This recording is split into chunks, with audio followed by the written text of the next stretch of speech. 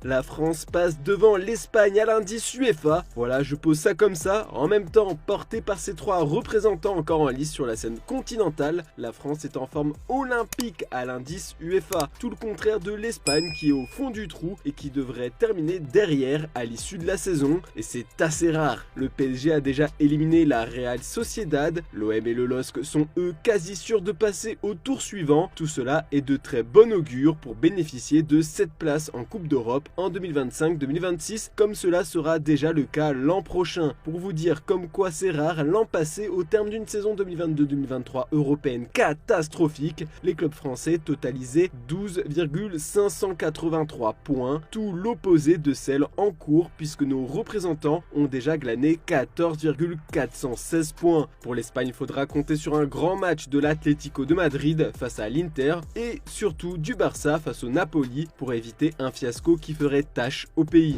Bon, on a évoqué l'Olympique de Marseille, et bien un homme n'a toujours pas digéré son départ du club, c'est Dimitri Payet. Le 21 juillet dernier, il annonçait en conférence de presse la fin de son histoire sous le maillot de l'OM. Après 8 saisons à Marseille, les dirigeants olympiens avaient décidé de tourner la page, laissant leurs joueurs très émus. Depuis cet été, l'ancien milieu offensif de l'équipe de France a signé et fait ses débuts avec Vasco da Gama. Le français est même acclamé au Brésil. Dans une interview dans l'équipe ce matin, Dimitri Payet est revenu sur son départ précipité de l'OM, un départ qu'il ne parvient pas à digérer. Honnêtement, la plaie ne se refermera jamais, la rupture a été brutale et très difficile pour moi. Après, il faut vivre avec. Quand je suis arrivé au Brésil, j'étais par terre, c'était difficile. Lors de la conf, c'était fini. Dans ma tête, je ne voyais pas où je pouvais rebondir. Merci aux Vasco et aux supporters qui m'ont aidé à me relever. C'est leur amour qui m'a sauvé. Je ne voyais pas où je pouvais aller. En Ligue 1, impossible.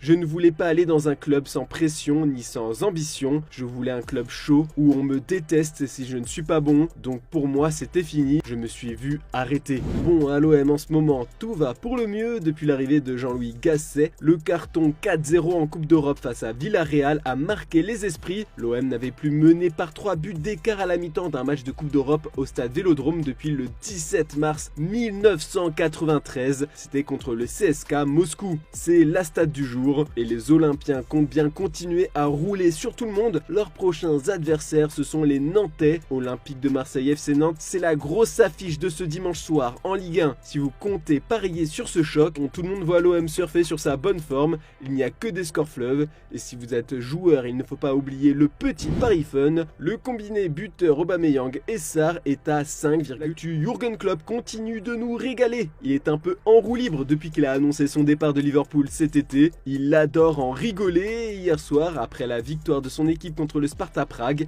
il a répondu avec le sourire à la question incongrue d'un journaliste tchèque. Regardez ça.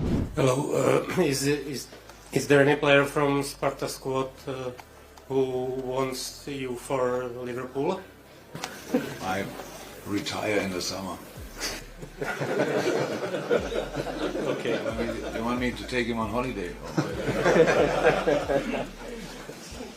Thank you. You're welcome.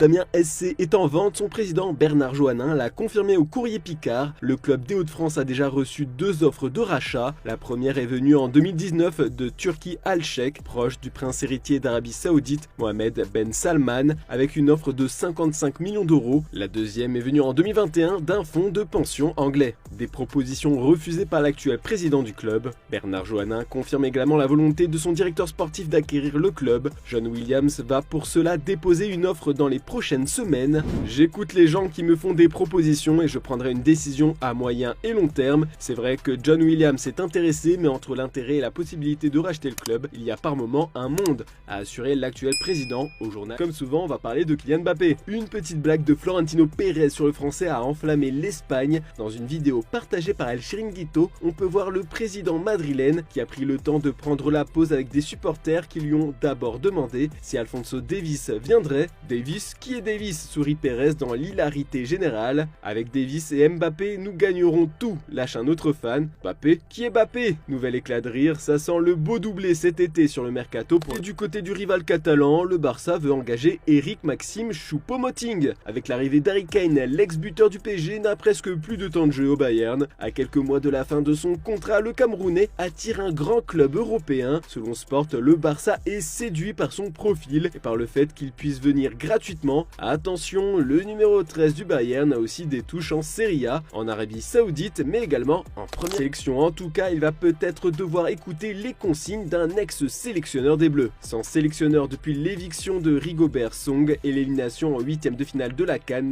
des Lions indomptables, la fédération camerounaise aurait présélectionné Raymond Domenech et Jürgen Klinsmann d'après Sports World Ghana. Un autre Français est convoité en la personne d'Antoine Comboiré. Samuel Eto'o et le chef d'État Paul Biya devraient prendre leur décision. Newcastle confirme la signature d'une pépite de Chelsea. Le club anglais est rapide cette année sur le marché des transferts. En négociation depuis quelques semaines avec Chelsea, Eddie Howe a affirmé l'achat de Lewis Hall, un jeune joueur prêté cette saison aux Magpies. Le joueur de 19 ans s'engagerait pour une somme rondelette d'environ 35 millions d'euros, comme cela était convenu entre les deux clubs au moment du prêt. Avec Newcastle, cette saison, l'arrière-gauche n'a disputé qu'un seul match. Ça vire à la catastrophe pour Karim Benzema à Al Ittihad. Après un hiver très agité et un vrai faux départ d'Al Ittihad, Karim Benzema a réintégré l'équipe de Marcelo Gallardo. Blessé musculairement à la jambe droite, il a manqué les 2 dernières rencontres de son équipe. La presse saoudienne était optimiste quelques jours après en annonçant le retour du joueur de 36 ans à l'entraînement, mais le média Ariadia a donné de bien mauvaises nouvelles. En effet, la publication saoudienne a titré ce vendredi « Al Ittihad perd Karim Benzema ». Puis elle a expliqué que le joueur français s'est à nouveau blessé à l'entraînement hier. Il est visiblement touché au dos et ne participera donc pas à la rencontre de ce soir. Sa présence lors du match retour de Ligue des Champions asiatique face à Al Hilal n'est pas assurée non plus. Un nouveau coup dur pour le vainqueur du Ballon d'Or 2022 qui enchaîne les déconvenus depuis sa signature en Saudi Pro League l'été dernier. L'aventure en Arabie Saoudite n'est pas un long fleuve tranquille pour Karim Benzema et son club qui doit se passer de... Termine avec une info insolite.